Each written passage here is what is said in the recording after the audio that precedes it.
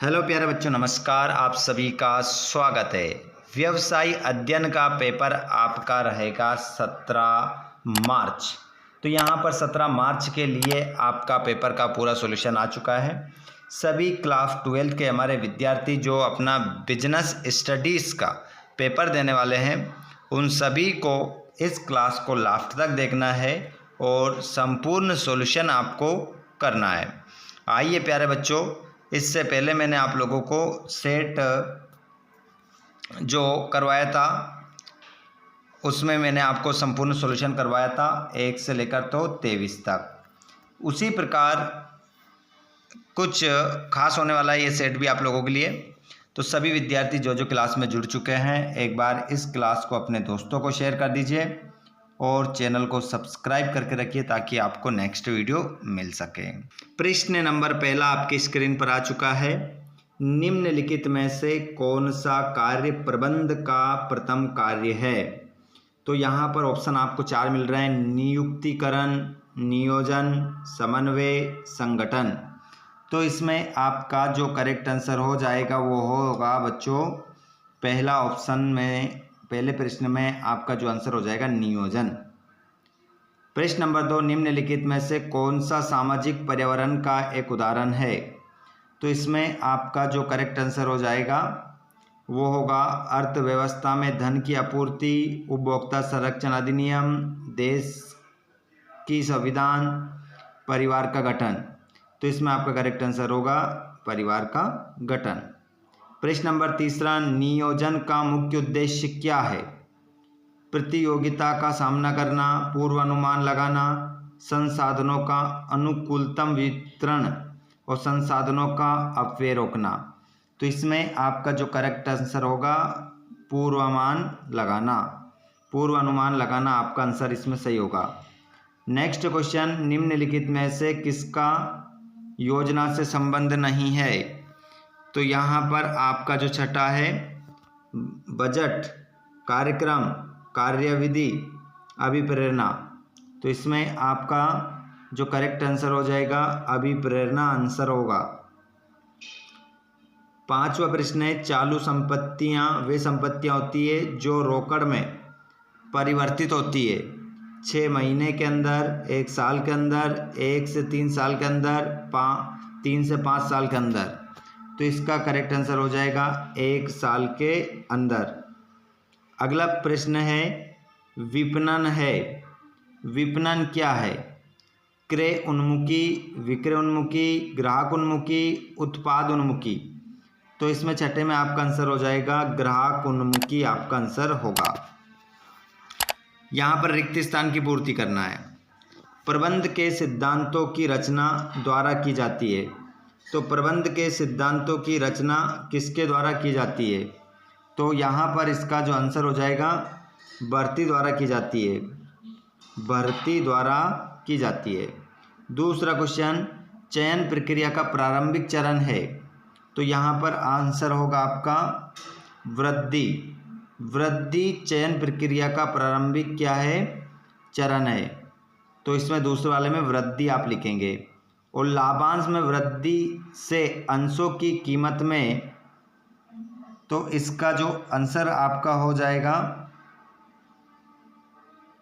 देखिए जो लाभांश में वृद्धि से अंशों की कीमत में क्या हो जाता है बच्चों? वृद्धि से हो जाएगा। ठीक है, इसमें भी क्या आएगा आपका वृद्धि आ जाएगा।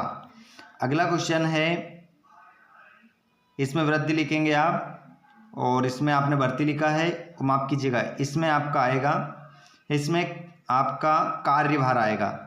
कार्यभार प्रक्रिया का प्रारंभिक चरण है। ठीक है, कार्यभार आएगा, माफ कीजिएगा उल्टा हुआ था थोड़ा सा, इसमें कार्यभार लिखेंगे दूसरे वाले में। ठीक है।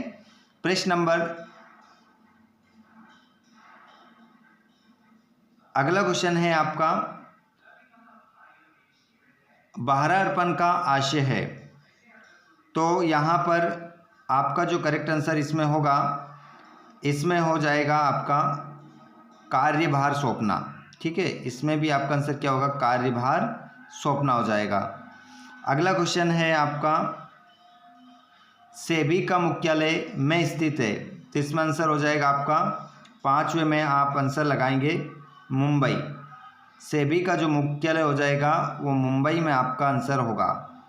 अगले क्वेश्चन को देखेंगे, अच्छे पैकेजिंग से माल के परिवहन में सुविधा होती है। परिवहन में क्या होती है? सुविधा होती है। और लेबलिंग लोगों के लिए अनुपयोगी होता है, तो इसका जो लेबलिंग होता है वो अशिक्षित लोगों के लिए क्या होता है? अनुपयोगी होता है, अशिक्षित। अगला क्वेश्चन देखेंगे आप यहाँ पर जोड़ी के रूप में, पदोन्नति। जो पदोन्नति को आप मिलाएंगे बच्चों, वो मिलाएंगे आप आंतरिक स्रोत। अभिप्रेरणा को आप मिलाएंगे सामान्य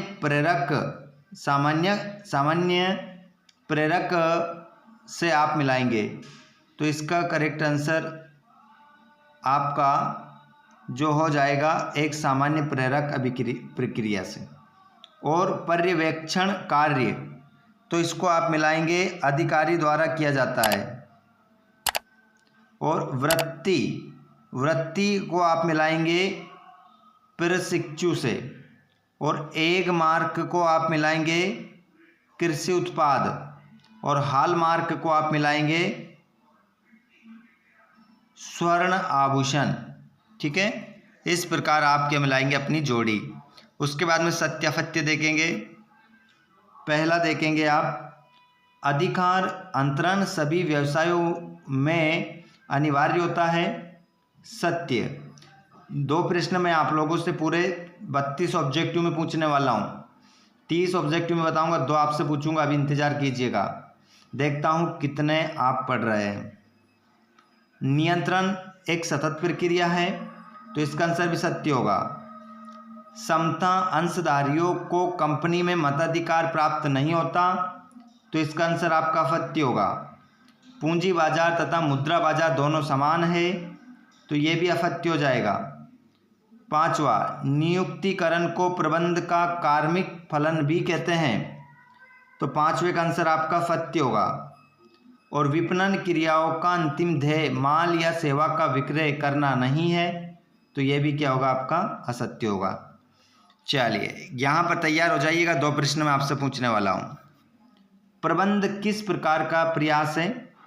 तो सामूहिक। इसका आंसर क्या हो जाएगा? सामूहिक। सामूहिक आपका आंसर होगा। वैज्ञानिक प्रबंध के जनक कौन है? तो इसका आंसर हो जाएगा F.W. टेलर।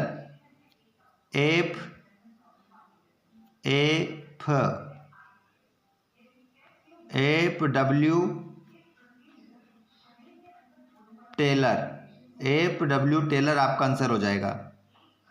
अगला क्वेश्चन है आपका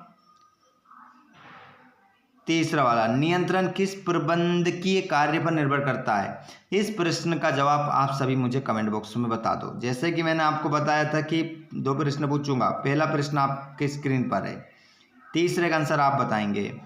और अंगूरी लता संप्रेषण कौन सा संप्रेषण है? तो इसका आंसर जो हो जाएगा अनौपचारिक। अनौपचारिक आपका इसमें आंसर हो जाएगा, अनौपचारिक। ठीक है, आइए आगे बढ़ते हैं।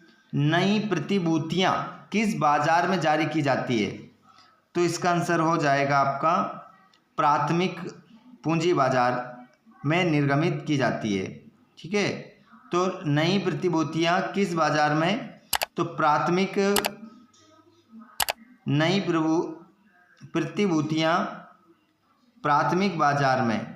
ठीक है, प्राथमिक बाजार में आंसर होगा प्राथमिक बाजार। अगला क्वेश्चन है, स्थायी पूंजी प्राप्त करने का मुख्य स्रोत क्या है? तो इसका आंसर हो जाएगा आपका अंशपत्र। अंशपत्र आपका आंसर होगा, अंशपत्र। ठीक है, क्वेश्चन नंबर 7वां, ऋण पत्रों का निर्गमन अर्थव्यवस्था की किस अवस्था में लाभप्रद माना जाता है? इस प्रश्न का जवाब भी आप मुझे जल्दी से कमेंट बॉक्स में बताएंगे। ऑल स्टूडेंट, इसका क्या आंसर होगा कमेंट बॉक्स में आप बताएंगे। उसके बाद में यहाँ पर छठा प्रश्न आप देख सकते हैं 7वां। मैंने इससे पहले जो क्लास आपके लिए ली थी उसमें मैंने आंसर भी बताए थे अथवा सहित। इनका स्क्रीनशॉट ले लो। इस वीडियो में मैं आपको आंसर नहीं बताने वाला हूँ। क्यों? क्योंकि उस वीडियो को भी ज़्यादा बच्चों ने पसंद नहीं किया है। तो मैं आप लोगों के लिए इतनी मेहनत क्यों करूँ जब आपको पसंद नहीं है। तो आप इस बार प्रश्न देख लीजिए, आंसर अगर आप बोलेंगे तो मैं आपको हमारे टेलीग्राम पर या फिर व्हाट्सएप ग्रुप पर दे दूंगा, जिसकी लिंक डिस्क्रिप्शन में आप ज्वाइन कर सकते हैं। 13, 14, 15 स्क्रीनशॉट ले लो इन प्रश्नों को और अच्छे से रट दो। ठीक है, 23 तक ही हो गया पूरा। अब अगर आप चाहते हैं कि इनके आंसर भी आपको मिले तो आप टेलीग्राम से व्हाट्सएप ग्रुप में जुड़ जाइएगा, या यूट्यूब पर आप कमेंट बॉक्स में बता दो कि सर पूरा आंसर बता दिया करो। ठीक है, तो मैं फिर अगला वीडियो जो लेकर आने वाला हूँ उसमें आंसर सहित लेकर आऊँगा। ठीक है, धन्यवाद आप सभी का। ये क्लास हमारी हो चुकी है। क्लास अच्छी लगी हो तो लाइक ज़रूर कर दीजिएगा, अपने दोस्तों को भी आप शेयर ज़रूर करें। धन्यवाद, थैंक्स फॉर वॉचिंग।